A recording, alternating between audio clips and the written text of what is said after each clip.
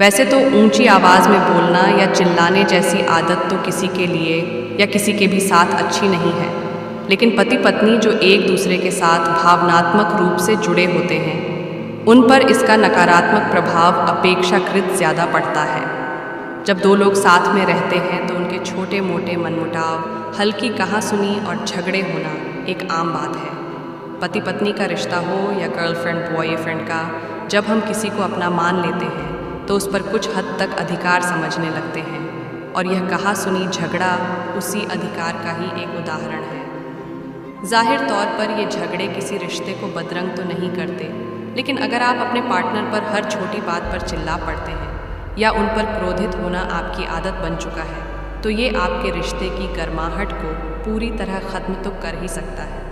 साथ ही साथ आप दोनों के बीच एक ऐसी सीमा रेखा खींच देता है जिसे पार करना दोनों के वश से बाहर हो जाता है, और हम कुछ गलतियां करने लगते हैं जिससे हमारे रिश्ते पर बुरा असर पड़ सकता है।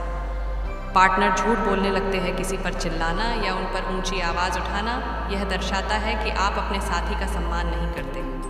कहीं ना कहीं इस बात से आपका साथी भी वाकिफ़ हो जाता है और उसे अपना यह असम्मान खटकने लगता है। वह या तो आपसे बात करनी बंद कर देता है या फिर सच छुपाने लगता है।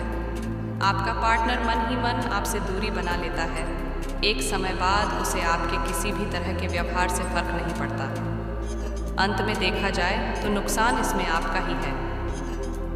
आपसी प्रेम में कमी जो लोग डोमिनेट करने की आदत रखते हैं वे ये बात भी अच्छी तरह जानते हैं कि कई बार वो बिना वजह अपने पार्टनर पर ऊंची आवाज़ का प्रयोग कर चुके हैं। डोमिनेटिंग स्वभाव वाले व्यक्ति के साथ रहना वैसे भी आसान नहीं होता, क्योंकि दूसरे व्यक्ति पर हर समय एक मानसिक दबाव बना रहता है। उसके ऊपर आपका क्रोध या तेज़ आवाज़ में चिल्लाने जैसा नेचर आप दोनों के बीच प्रेम को समाप्त कर एक भय का माहौल बनाकर रखता है।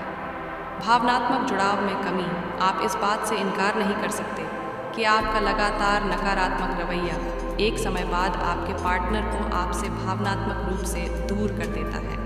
हर समय अपनी बात मनवाने या अपने साथी पर हावी होने के लिए अगर आप तेज़ या ऊंची आवाज़ के साथ साथ अपने क्रोध का भी सहारा लेते हैं तो यह आप दोनों के बीच के इमोशनल कनेक्ट को ख़त्म कर देता है। आप दोनों बस रिश्ते के नाम पर साथ रह रहे होते हैं, जुड़ाव या लगा कहीं नहीं होता। भावनात्मक चोट, ऊंची आवाज़ के ज़रिए अपनी बात को मनवाने की आदत या उन्हें डोमिनेट करने की कोशिश को भले ही आप हिंसा ना मानें, लेकिन यह मानसिक हिंसा का वो स्वरूप है जिसे पुरुष प्रधान भारतीय समाज अभी तक स्वीकार नहीं कर पाया है।